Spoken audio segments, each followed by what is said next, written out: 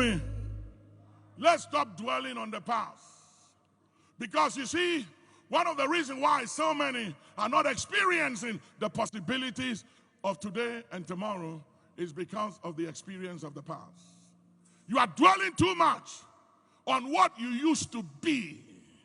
The achievements, the failures, the disappointment, the betrayals of yesterday cannot help you today.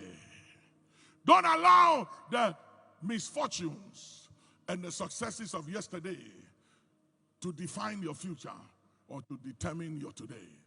Don't let that happen. Don't dwell on it.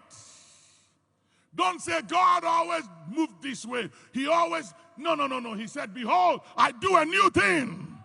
A new thing. Somebody say a new thing, a new thing. He said, I do a new thing. Behold, will you not know it?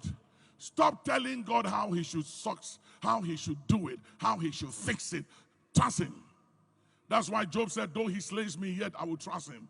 Don't tell him how to do it. He does it his own way. I have had so many experiences to the point where right now, God is my source. I have learned to believe God, Bishop. And I have zero expectation when I'm doing things for people. I don't care how poor you are. I don't care how rich you are. If I pray for you, I do it out of the love of God. Whether you are rich or poor, it doesn't really matter because you are not my source. God is my source. The Lord is my shepherd. The Lord is my shepherd. The Lord is my shepherd. I shall not want. Come on, put your hands together.